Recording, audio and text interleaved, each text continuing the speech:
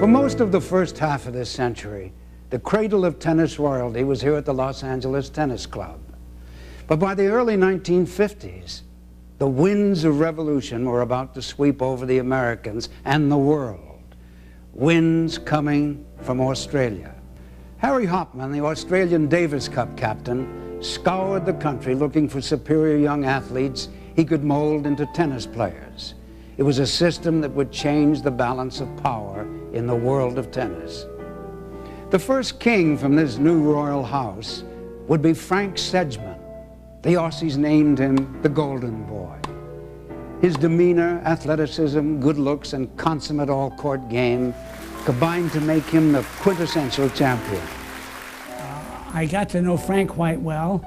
I played a few matches against him, and my feeling about Frank is that he may be the greatest of all the Australians. I like Sedgeman's game very, very much.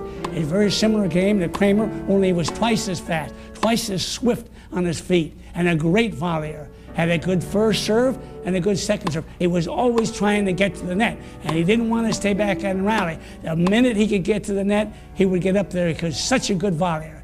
Had a very good overhead and very sound player, and Sedgeman again was another very good sportsman with a wonderful all-around game. Held the same grip, I think, on both sides, and pretty good balance on both sides. One of the quickest people to play the game of tennis. Anticipation was top-notch. Very quick, anywhere inside the service line. He played sort of the kind of a volley game that's a little bit unusual in that he didn't have to crowd the net as much as a lot of people. But his first volley, he could hit from anywhere, low or high volley, and move in after hitting the first volley, and he was as quick as a cat. Sedge and I played Gonzalez and Segura at Wembley. Sedgeman was playing very well, so I would make a good return, and Sedge would either poach and knock it off or make out like he was going to poach and stay where he was, and he knocked that one off. And I said, Frank, you know, you're playing. He said, shh, don't say a word. So I kept quiet, and we got down to the locker room after we beat Gonzalez and Segura, and Segura sat down. He said, okay, Sedgeman sat down. He said, okay, now you can tell me how great I was. Well, Sedge, to me, was the quickest player I ever played against. I guess he was as fast as Fred Perry. Sedge, in my opinion, he had to play against somebody where he could attack them and use his volley game to intimidate them. But what I loved about Frank is he'd had no quit in him. We played a close tour, 55-41, which is very close in tennis. If you have an edge in tennis, you usually win 3 out of 4. It's sort of like that. And Frank had some problems. About 6 matches I won because he had a little bit of a shoulder problem. Never made any beefs about that.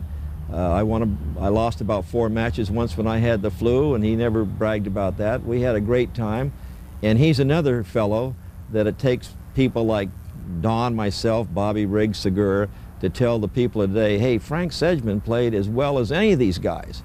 Frank Sedgeman was a player that was an all-court champion. Didn't mind half volleying, which I was sort of surprised at. He'd just wander on in. After he served, he'd wander in about half court to almost no man's land, would pick up these half volleys, forehand or backhand, and just keep riding them through.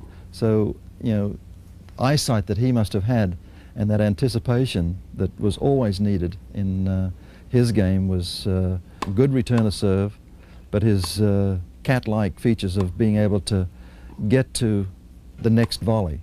Wherever that half volley came from, or a low volley, he'd be at the net and to be lunging for the next shot, and would always be not playing with a little bit of undercut, he'd be driving him almost with a flat shot. And you know, I watched Frank play many a match, and he and Ken McGregor as a great doubles team won the Grand Slam in doubles.